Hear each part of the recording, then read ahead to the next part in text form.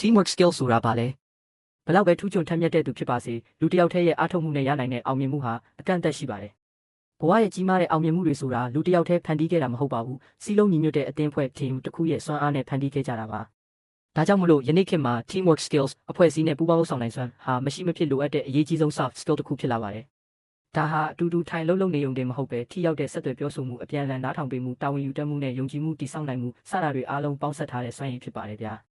ဘာကြောင့်ကျွန်တော်တို့ရဲ့ဘဝမှာ teamwork skill ရှိဖို့လိုအပ်တာလဲ။ရည်မှန်းချက်တွေကိုပိုမြန်မြန်အောင်မြင်စေတဲ့တယောက်ချင်းစီရဲ့အားသာချက်တွေကိုပေါင်းစပ်လိုက်နိုင်တဲ့အတွက်ရလဒ်ကပိုမိုမြန်ဆန်ပြီးကောင်းမွန်လာပါတယ်။အကြံဉာဏ်အသစ်တွေပိုရစေတဲ့မတူညီတဲ့အတွေ့အကြုံနဲ့ရှုထောင့်တွေကိုပေါင်းစပ်ပြီးပိုမိုဆန်းသစ်တဲ့ဖြည့်ရှင်းနည်းတွေကိုရှာဖွေနိုင်စွမ်းရှိလာပါတယ်။ခိုင်မာတဲ့ဆက်ဆံရေးကိုတိစောက်ပေးတဲ့အတူတူလက်တွဲရုန်းကန်ရတဲ့အခါလူချင်းချင်းနားလည်မှုလေးစားမှုနဲ့မပြိုလဲနိုင်တဲ့ယုံကြည်မှုကိုရရှိစေပါတယ်။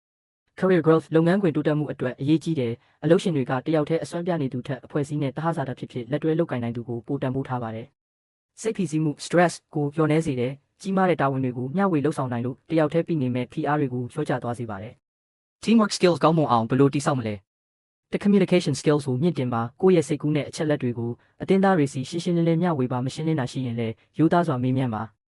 Active listening အလေးနဲ့နားထောင်မှုလေ့ကျင့်ပါကိုယ့်မြင်ကိုပဲအတင်းစွလက်ခံခိုင်းဖို့မဟုတ်ပဲအခြားသူတွေရဲ့ရှုထောင့်ကိုလည်းလေးစားမှုအပြည့်နဲ့နားထောင်ပေးပါ။သုံးခြားသူတွေရဲ့မတူညီမှုကိုလေးစားပါ teamwork ရဲ့သဘောတရားကငါမှန်တယ်လို့သက်သေပြဖို့မဟုတ်ပဲငါတို့အားလုံးအောင်မြင်ဖို့ဖြစ်တယ်ဆိုတာနှလုံးသွင်းထားရပါမယ်။လေးကိုတာဝန်ကိုကိုပြေဝတာဝန်ယူပါတတ်မှတ်ထားတဲ့ deadline တွေကိုလိုက်နာပါဂတိပေးထားတဲ့အပိုင်းကိုပြည့်မြောက်အောင်လုပ်ပြီးအမရှိရင်လည်းရိုးသားစွာဝန်ခံပြင်ဆင်ပါ။ငါ conflict ပဋိပက္ခကိုအပြုသဘောနဲ့ဖြေရှင်းပါသဘောထားကွဲလွဲမှုတွေရှိလာတဲ့အခါ